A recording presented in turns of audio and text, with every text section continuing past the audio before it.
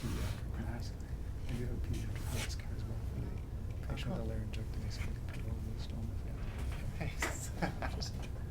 We're good to go? We're good to go? Cool. So, it was about 30 seconds.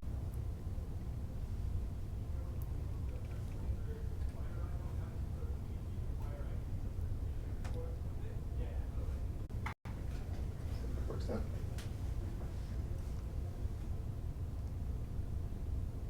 And we're back. See if it works this time. Well, I'm getting it Curtis to log into secure. Oh. Firewalls. So are we just actually streaming but just not able to see it, or we're not It's streaming? It was streamed for about 30 seconds Okay. and then stopped. You need to say, It's working now, eh? What's your password? What's your password? Oh. just say that you accept my changes.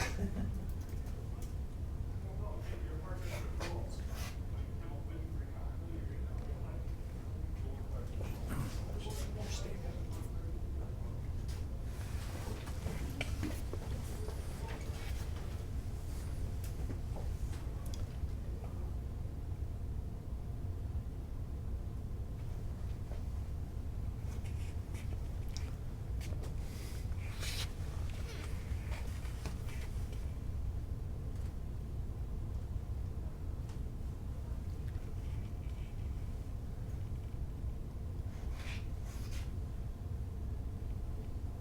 And we're good to go again? All All right. right. We're on. Right. Okay. So we'll take two. We'll start over again. Yeah.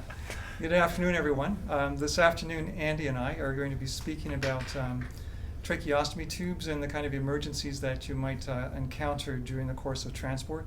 And we thought that in order to do this in a way that might sort of be to fill out the whole picture, that we'd cover these objectives. So we'll look at why individuals have tracheostomy tubes. We'll just spend a bit of time on that. And then what sort of tubes might you see in someone's stoma? And then the complications associated with them and the management if there is an actual emergency. And it's timely that last week as well there was a memo that went out with regards to tracheostomies, and we're going to speak to that memo as well too with regards to the risks depending on when the tube was actually inserted and how long it's actually in place and how that relates to what sort of team configuration and what you would need to do when you're transporting these individuals. So at this point, I'm going to hand it over to Andy, who's going to speak about why individuals actually have tracheostomies. Perfect. Thanks, Mike. So thinking of why somebody would end up with a tracheostomy, you can think of three general reasons why somebody would end up with needing a tracheostomy. Think of maybe the first one being somebody who needs more of a prolonged ventilation. So you start off with an endotracheal tube, but the patient can't be successfully weaned directly to spontaneous breathing, so you need a little bit more of a prolonged mechanical ventilation. The other reason would be something anatomical. So, for example, if you had an upper airway obstruction, if you had laryngeal CA and you required a laryngectomy, then you would require a bypass of the normal breathing passage.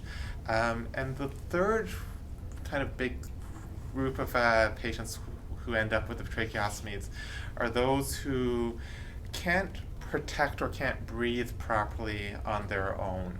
So I'm referring to patients with, for example, ALS, neuromuscular weakness, with high spinal cord injuries, with strokes that require a secondary form of a passageway to help them breathe. Probably one of the more common reasons that we'll see patients with tracheostomy in the acute care setting is the first reason that I talked about, more of a prolonged wean or prolonged ventilation. So the soft line in the sand is 14 days, 2 weeks in an intubated patient where we would want to transition from an endotracheal tube to a tracheostomy tube. And there's a number of reasons why we would want to make that transition. One of it is anatomical. physical friction on the larynx and causing strictures and scarring of the vocal cords. The other big advantage, though, is the weaning process itself. So having a tracheostomy, believe it or not, is actually a lot more comfortable for the patient than to have a giant piece of plastic that kind of floats around in your throat. So the comfort aspect, the decreased amount of sedation, you can keep the patients awake more and spontaneously breathing and engaged in physiotherapy will help in terms of the weaning process. And that kind of alludes to reconditioning of the patient as well. So with the tracheostomy, the weaning process is more of a dragged out, prolonged process, whereas with an endotracheal tube, you've got an all or none situation. So if you intubate a patient, you have them on the vent, you can have them spontaneously breathing on the vent, but you can't disconnect them for any prolonged period of time, just purely because of the length of the tube and the increased work of breathing that's required from the patient to overcome the resistance of the tube. So with the tracheostomy, it's a lot shorter, it's a lot more comfortable. You can actually start slowly training, just like a marathon, you can slowly start training the patient to breathe again spontaneously on their own. And we call this trachea trials, where we would take the patient off the vent for X number of hours a day and slowly prolong that process and eventually wean the patient from the vent and then eventually wean the patient from the tube itself. So those are the big indications why a trach would happen. If anybody in the audience across the province has any questions, actually, feel free to chime in, and Sean, our moderator, will feed us the questions and let us know. And this is meant to be a fairly informal session. So the next part that we're going to cover is the what aspect of things, so the actual tubes themselves.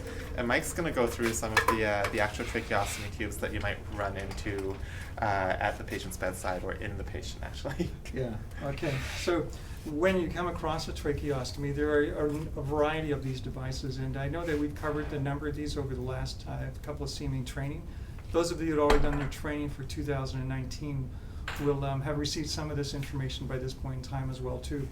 But I think it's one of those things where you can't hear it enough, and it just reinforces things because we don't see these frequently, and so that the more often that you hear it, the greater the chances are that these things will come to mind when you actually see somebody. So when you have a patient with a tracheostomy, they could have any number of tubes in place, and what I've got here are a variety of tubes that are on the market, but it definitely is not all the tubes that you could possibly see.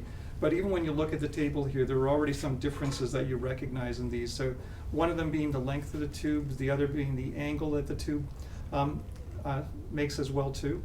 At the same time too, some tubes are fenestrated, some tubes are cuffed, and some are made of different types of materials as well too. So this is a fairly flexible tube here, and I'll speak a bit more about that in a second. This particular tube being a shorter one and less an acute angle, this is a laryngectomy tube. And if you think about what happens when someone had a laryngectomy, the trachea actually has to be angled out towards the stoma, and an anastomosis is made to the stoma itself so that there's not as an acute angle for the tube into the trachea as there would be if the trachea was in its vertical position as it typically is if the patient is upright. And as a result, you have more of an acute angle in a standard tube where the trachea is in its functional anatomical positioning, and the laryngectomy tube has less of an angle. The important piece about tracheostomy tubes, though, relates to their inner cannulas. Now, there are some tubes on the market without inner cannulas, and I'll address those in just a second here. But the inner cannula fits into the tube and actually gives you a safety feature if there's an obstruction, and we'll speak about those when we get into number 4 here around the management of emergencies. But just a few things about the inner cannulas. They lock themselves into place so they can't come out on their own. Some of them actually have a twist lock in about an eighth of a turn clockwise, and you line up the blue dots between the tracheostomy tube and the inner cannula.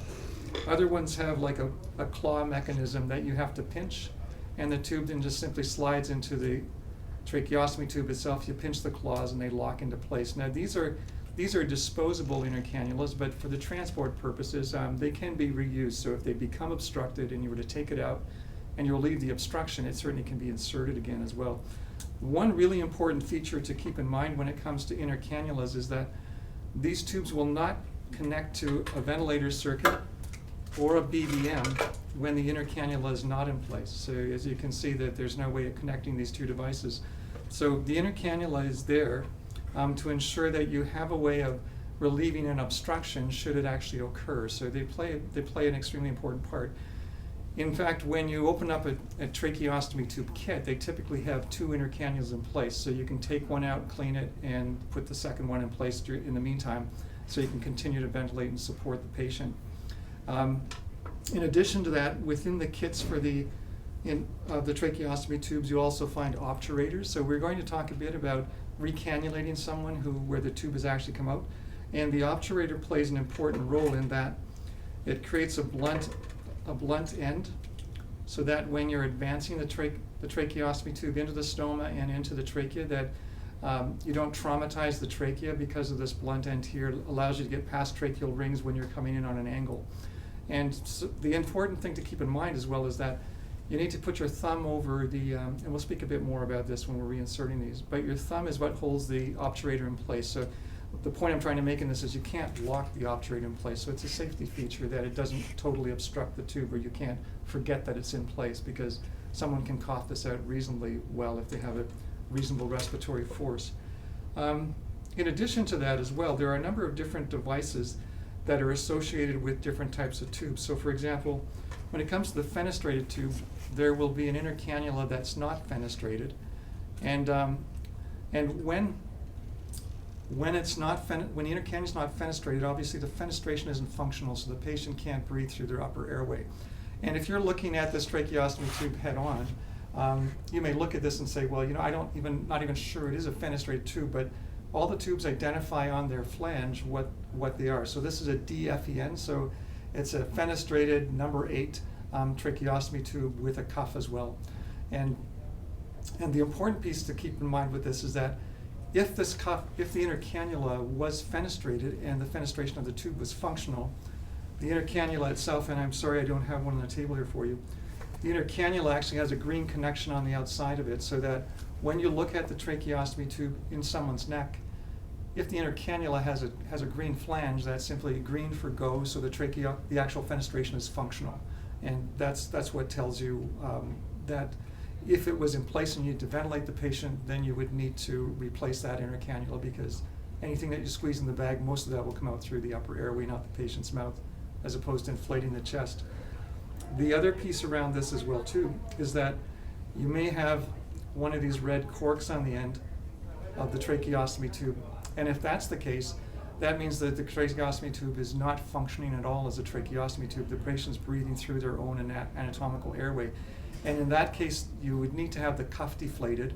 And you'll notice as well too, when I placed this on here, you might have noticed that there is no inner cannula in place when this cork is in place. And so that individual will be breathing through the fenestration around the cuff as best as they possibly can, but you won't be able to ventilate them when that cork is in place. So keep in mind that the colors give you a good reference. So red is the tube is corked, or it is non-functional. Green, the fenestration on a fenestrated tube is functional, and if it's white on white, such as this particular tube where there's a white connector, or the clear connector of the disposable tracheostomy where the inner cannulas, simply mean that the fenestration is non-functional and it's operating purely as a tracheostomy tube. The other thing to keep in mind, though, is that there's a lot of different variations of similar tubes, and things like the cork and the fenestrations, the color schemes don't always correspond.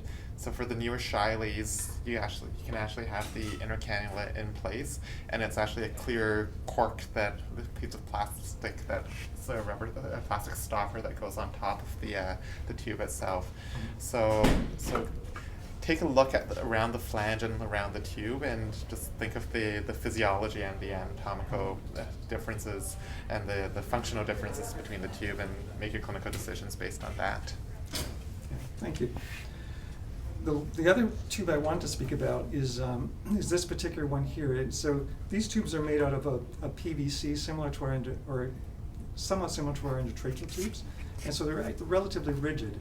Whereas this tube is made out of silicone, and it's quite flexible. And once it reaches body temperature, it's even more flexible. So these are a preferred type tube simply because they shape themselves to the anatomy of the patient. Because one of the complications of tracheostomy tubes is that in a rigid tube, the angle of the tube may be somewhat displaced and point to the wall of the trachea itself and become partially obstructed in that case. Whereas these tubes, there's less of a risk of that sort of thing happening with these ones. In addition to that, these particular silicone tubes do not have an inner cannula. So the connection that's on the end of this tube will fit your BVM or the ventilator circuit. And the thought behind this is that the silicone material of the tube sloughs mucus from itself, so the mucus doesn't stick to it in the same way as it would to the PVC inner cannula tube. So that's one of the big advantages of these particular ones. So these new flexible flange shy leads are nice and soft like this, so that it really conforms to the patient's neck, and the silicone itself can conform to the shape of the or kind of the angulation of the trachea. And most of them have these disposable inner cannulas as well. That works essentially the same as the old previous permanent inner cannulas that fit over. Like Mike was saying, one of the added advantages is that you can actually fit your BVM circuit over that, and we'll go through troubleshooting the trach a little later. Thank you. So this is just a number of different types of tracheostomy tubes, so to give you a sense that there are a variety of them on the market, and they play a different role depending on the type of tube that you have. But it's important to know that when you're looking at someone head-on and you see the tracheostomy in place, that the flange will tell you, they will give you the characteristics of that particular tube, and what you would need to know for safe transport of this patient. And I believe that brings us now to number 3, which is the complications of tracheostomy tubes. Perfect. So I guess we'll talk about complications and management, intermixed a little bit. So you've arrived at the patient's bedside. They've been in ICU for about 2 weeks. They've just had a trach put in, and we've inserted the trach into the patient. Or have attempted to insert the trach into the patient. So 2 of the biggest concerns with regards to patients with tracheostomies, one is what do you do when the tube gets dislodged? So if the tube pops out, what are the considerations, and how do you safely reinsert or maintain an airway for the patient? And then the second concern or complication that can arise is what happens when the tube, just like an endotracheal tube, what do you do when the tube gets obstructed? So a memo went out last week about transport and management of tracheostomy patients, and we'll spend a few minutes kind of going through that algorithm and translating that memo into an algorithm. So one of the first questions, so we'll talk specifically about dislodgement. So you're moving a patient, and all of a sudden the patient coughs, the tube was not tied down, and it pops out. So you've got a tube that's out of the patient now. First question you have to ask yourselves in terms of assessing the patient is the patient still breathing, maintaining oxygenation and ventilation? If they're still breathing, either via the stoma or from above, you've got time, and you can take a breath, and you can gather everything. Second question you need to ask, which goes to the algorithm, is this a mature tract or not? So this is where the 7-day mark comes into play. So with any stoma in the body, any artificial opening that we create in the body, it takes time for the tissues around it to heal and form a mature tract. So if you were to try to reinsert a tube through an immature tract, there's a high likelihood that that tube will travel down a false passage, and you will not go down where you want to go. So if you actually create a false passage in the neck, you can actually create a lot of complications downstream, and if you start ventilating a patient with a false passage, you get massive subQ emphysema and air that tracks down to the mediastinum, and it can actually create obstructive shock. So that is catastrophic, unfortunately, for your patient if that happens.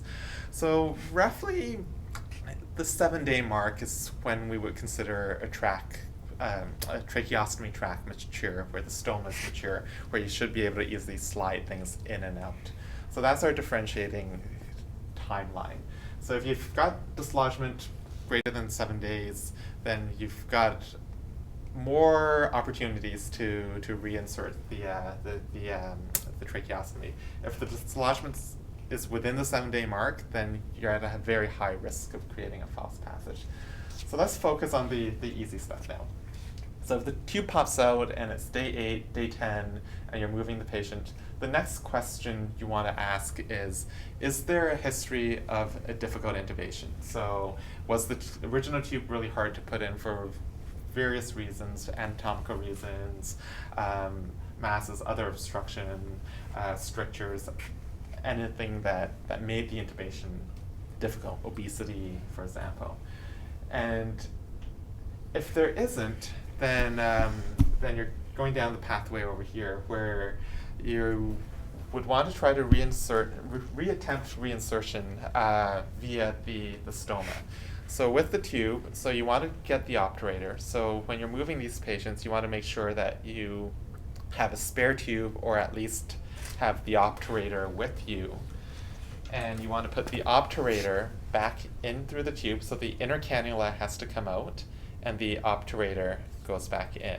And as Mike was saying, there's nothing holding the obturator in place. So when you slide things in, if it goes against any resistance, the obturator will pop out. So when you're putting it in, make sure you have your thumb over the actual obturator itself. So the tube just slides back in, and you can reattempt reinsertion with the actual tracheostomy tube itself.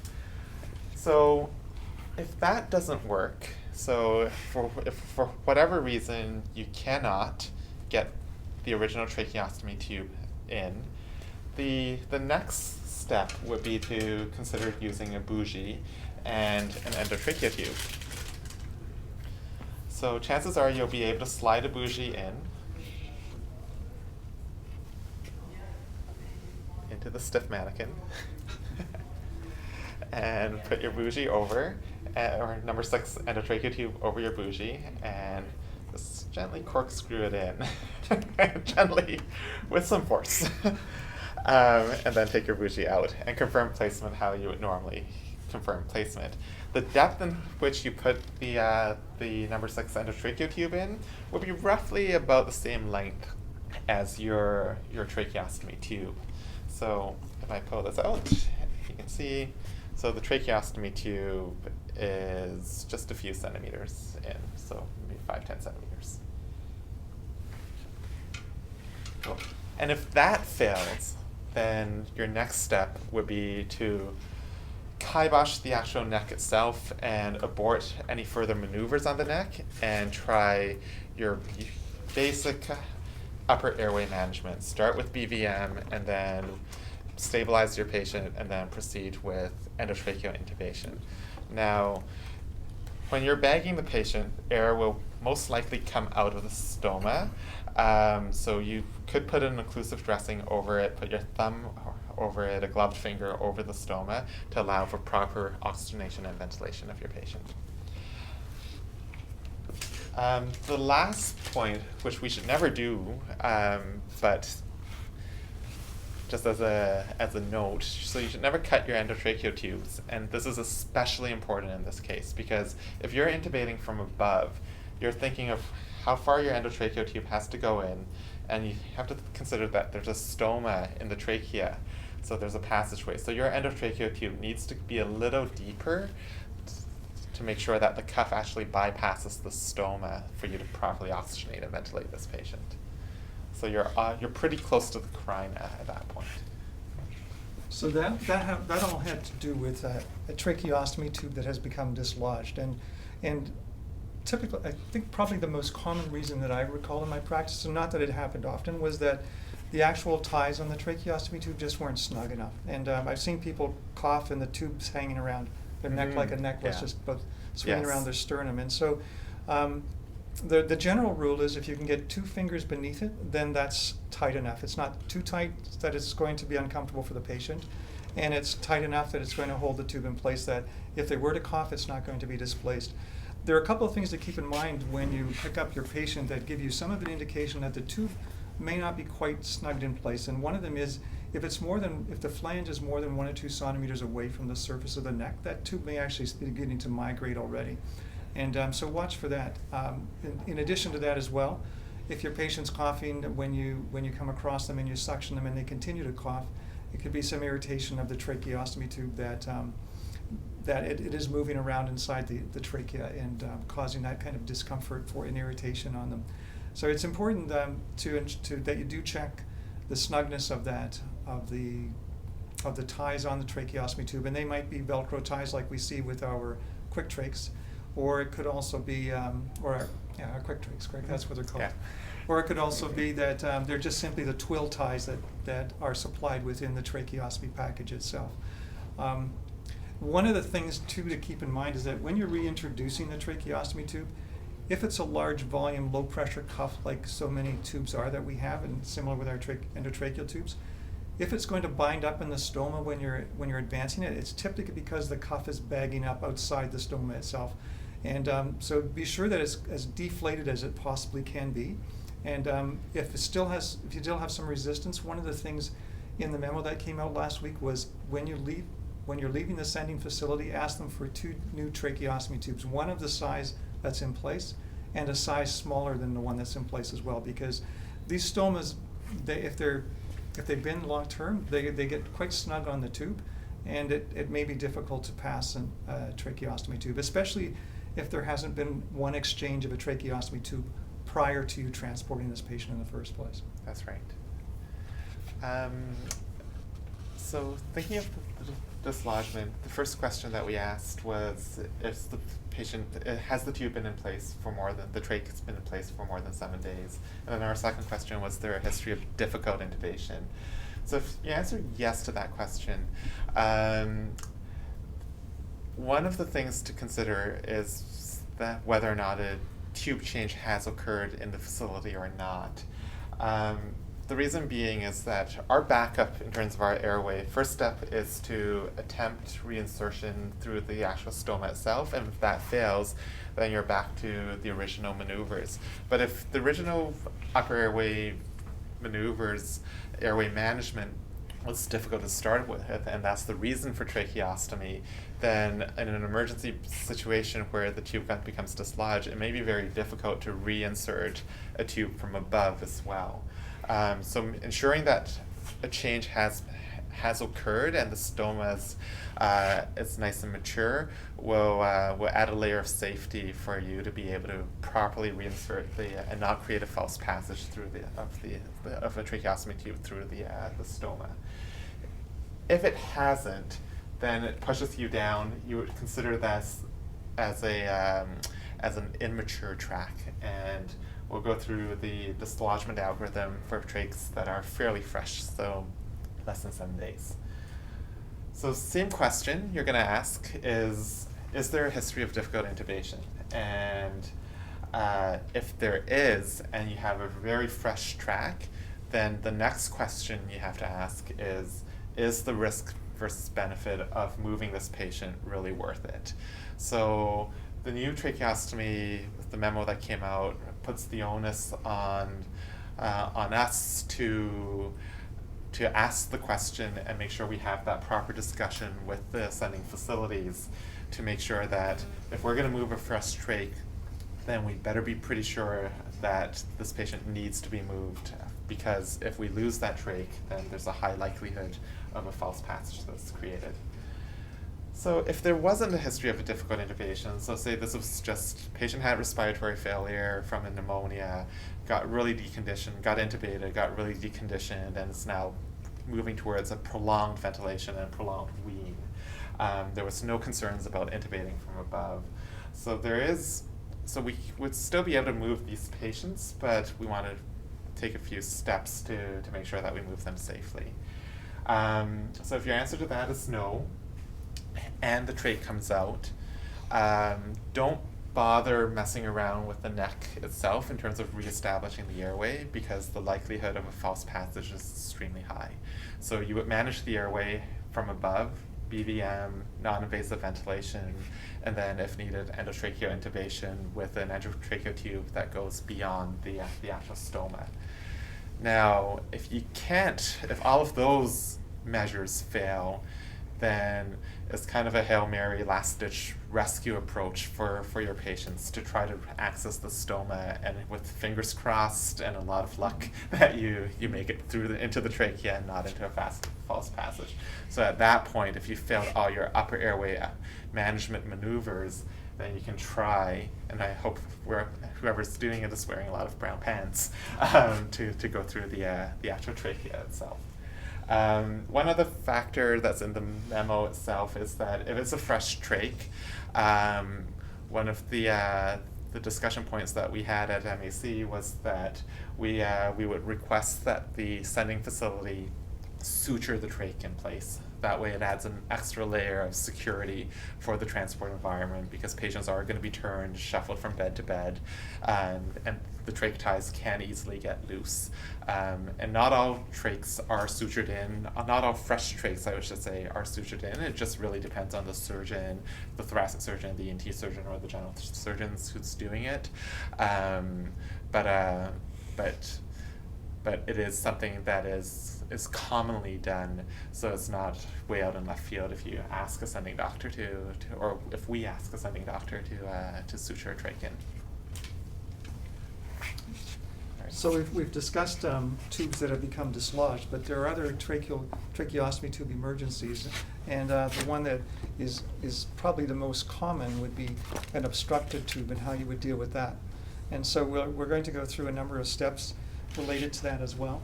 And so if you're ventilating your patient and you discover that you're receiving high pressure alarms on your ventilator, if you're in volume control, if you're in pressure control, your tidal volumes have dropped, and that might show up on your vital signs as well too. So the first thing that you would do is to assess whether or not it is your tracheostomy tube which is the problem.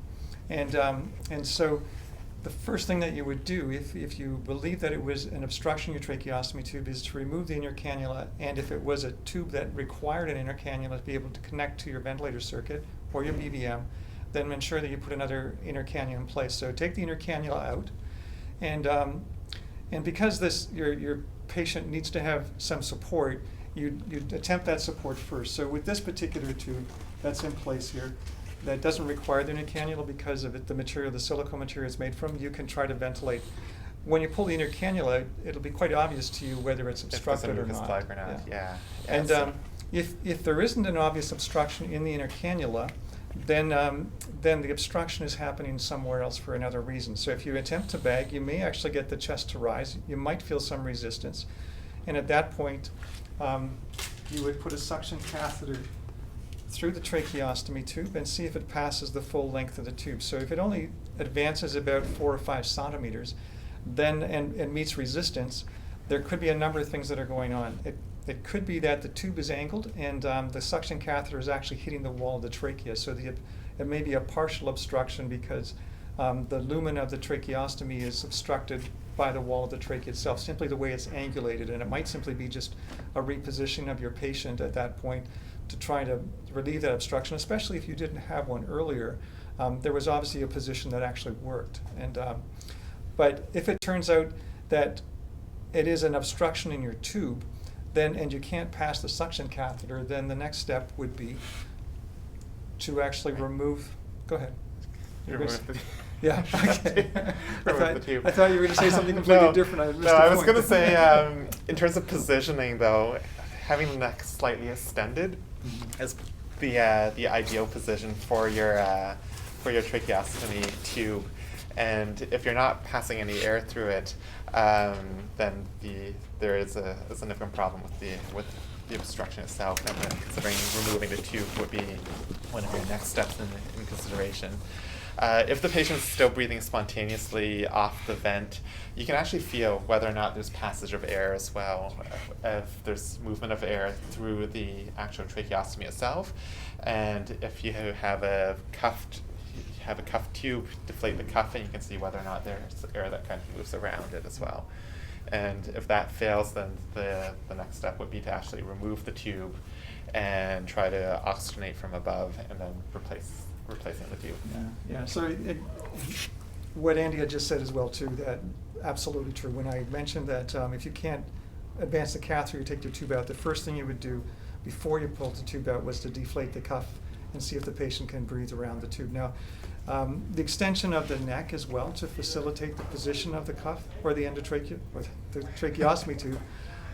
This pillow is much more lift than you would need on the shoulders, but just some extension of the neck that opens up the stoma and reorients the tube within the trachea, and might provide some effectiveness as opposed to a pillow that's moving the neck in this direction. Yeah, and you want everything midline too. You don't want your patient kind of dangling off on the side. It's surprising especially if you have a very large tracheostomy tube, that there's not a lot of space around it as well, so it can easily twist back and forth. And I'm just trying to remember now, recall that there's something else about the obstructed tube, because the last piece is to take the tube out. And then you Right. use the same maneuvers that we had spoken about before if the tube came out on its own, as far as trying to support the patient, either ventilating from the upper airway while you're occluding the stoma.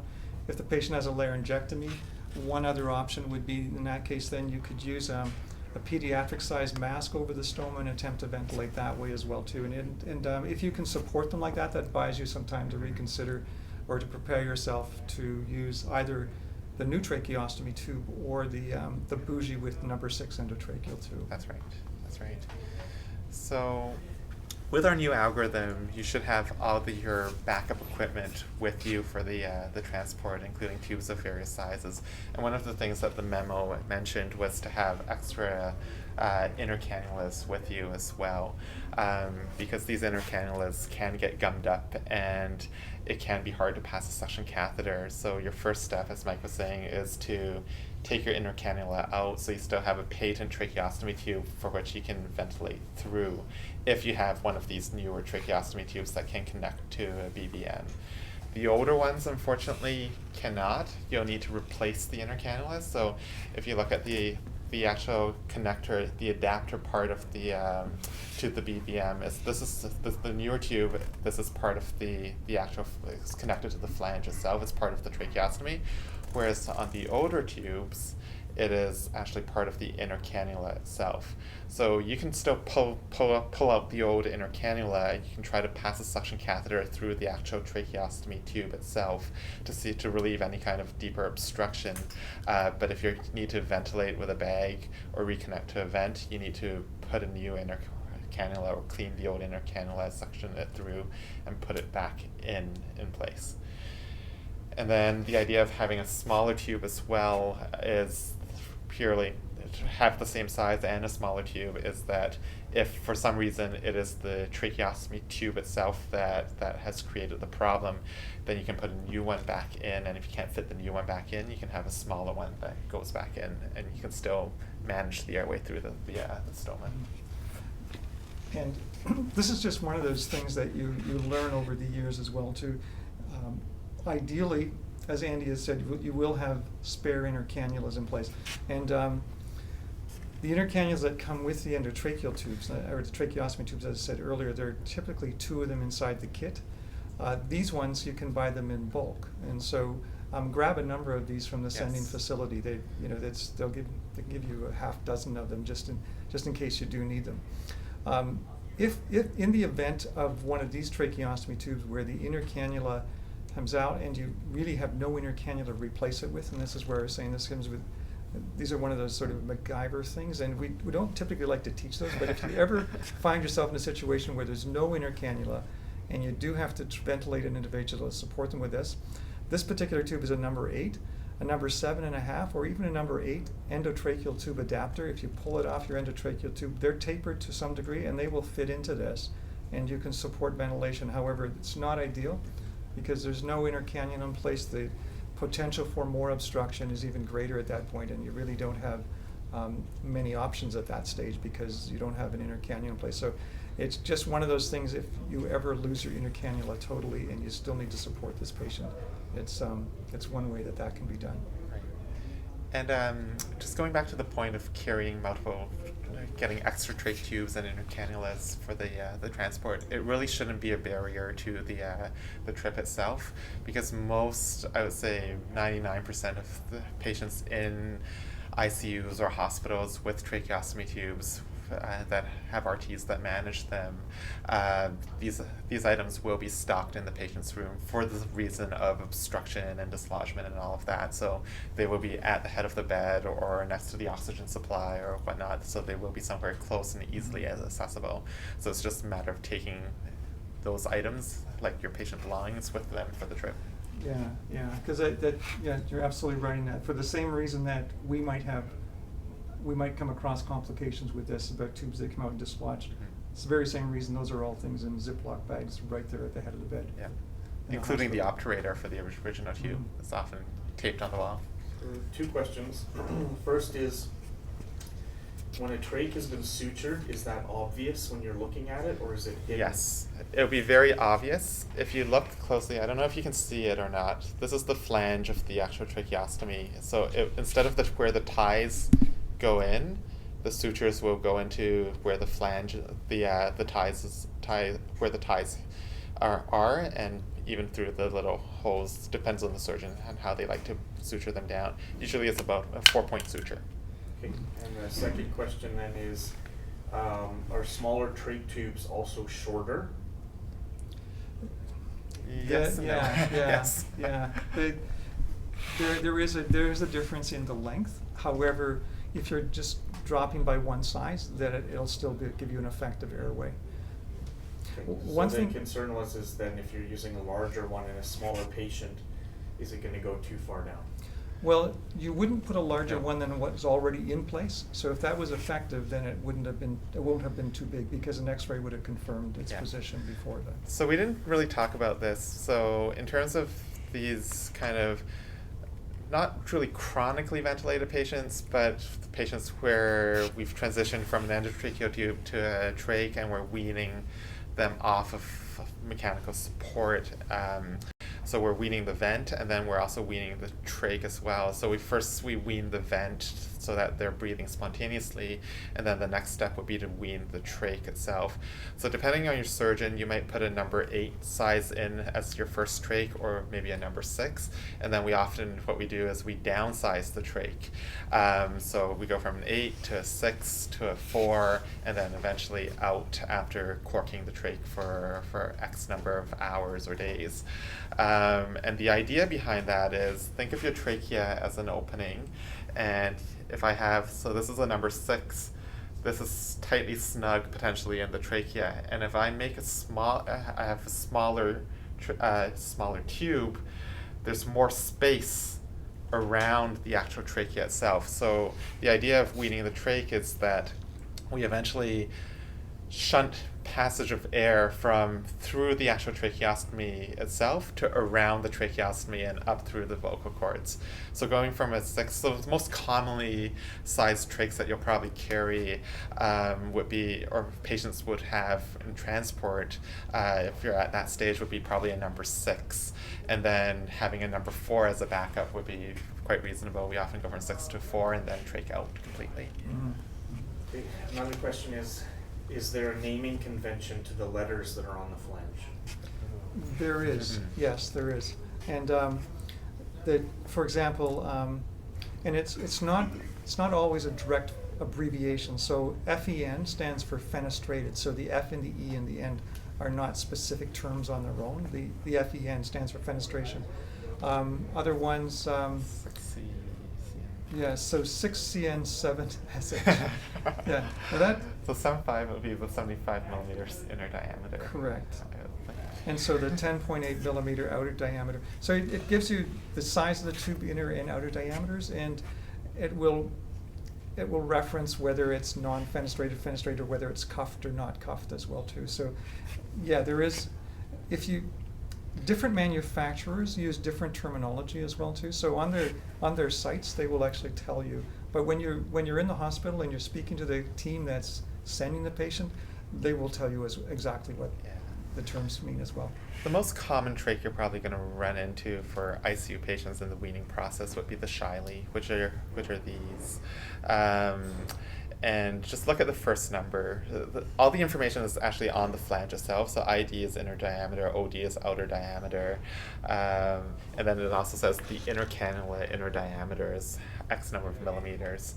But look at the first number. If it starts with a 6, it's a number 6 Shiley. If it starts with an 8, it's a number 8 Shiley. If it starts with a 4, it's a number 4 Shiley. So it's as simple as that. One point to make as well too, when you were speaking, Andy, about the tubes being sutured in place, the sutures don't preclude you using a twill tie as well too. So the suture's in place and then the ties are in place as well too. So you've got a double security that the tube doesn't become Yes, dislodged. absolutely. So if you don't see the sutures, just lift the ties and see if you can, they'll be very visible. It'll be pretty obvious because the suture will have to loop around these hooks here. So you'll see essentially sutures around the trach. So that, I think that pretty think that much covers it, tells the yeah. whole story at this point. You know, happy to answer any other questions if you want to email questions to us, if there are any other questions that are coming in through the webinar itself. But if you have more questions, either Yeah. to Andy or myself, we're happy to answer them as well, because Absolutely. I'm sure when we do this sort of thing, there's always something afterwards that I know for myself that I wish I had said that, and or sometimes I wish I hadn't said that. That happens as well too. But it's usually when I'm watching this with somebody else. Yeah.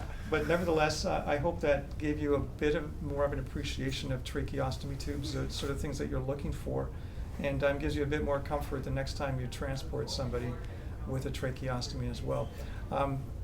Yeah, there is one type of patient, you will come across people sometimes with, and they're not being transported necessarily for a respiratory reason, but they could have a stoma without any tube in place at all. And there are some patients, ENT patients, with tracheal buttons. So it's just a small little plastic thing that looks like a spool of thread after you've taken all the thread off it, and it just sits to keep the stoma patent. And so there are a variety of different things on the market that you might come across from time to time that, but essentially they're at the very basic level. It kind of looks like this, but without the red. Yeah, yeah. If you pop out the red, Yeah. I don't know if they can see that or not, but Mhm. if you pop out the red cork part, then it kind of looks like that. And some of these patients just simply have like an ascot over top of the stoma itself as well too, and but for the very same purpose.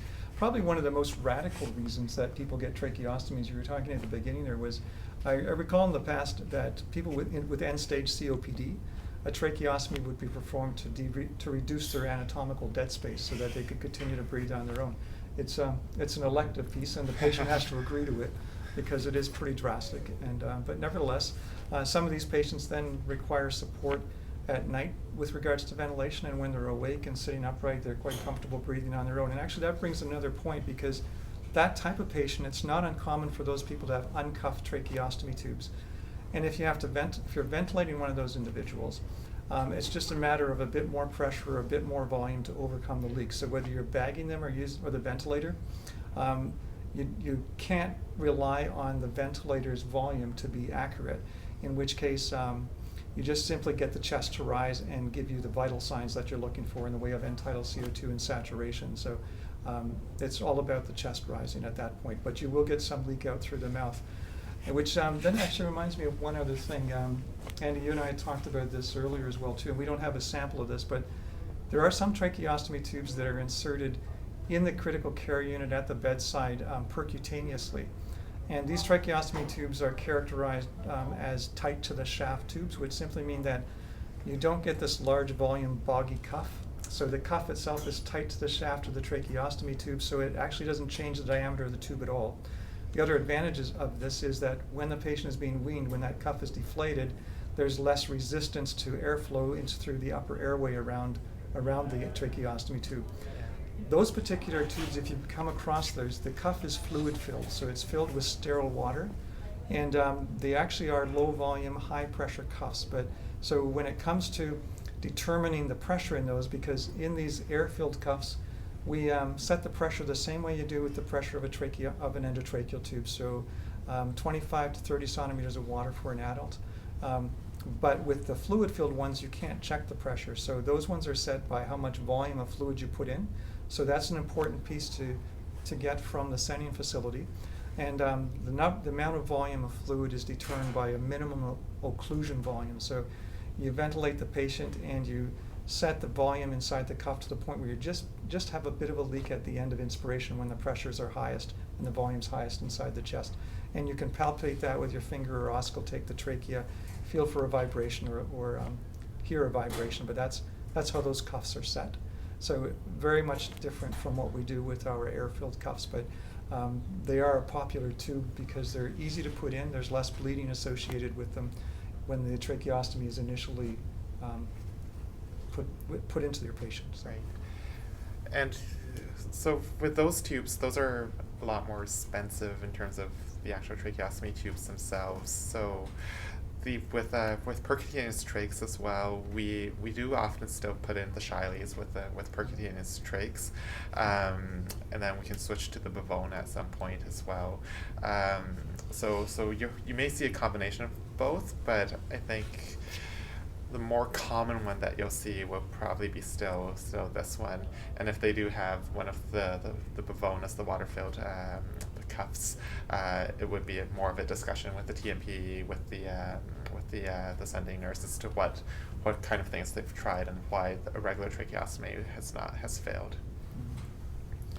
Yeah, that would be important then too. Yeah. When we talk about management of emergencies, if that tube came out, it wouldn't necessarily be that you'd have to put a tight to the shaft That's right. tube You back can put a in. normal You still trach have a back in. stoma, Yes. similar like you had before. Yeah, that's right. Okay. Any other So- questions? All right. So thank you.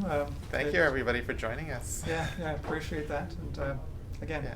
If you guys have any questions, feel free to email me or Mike, and we'll be happy to get back to you ASAP. yeah. Thanks. Okay.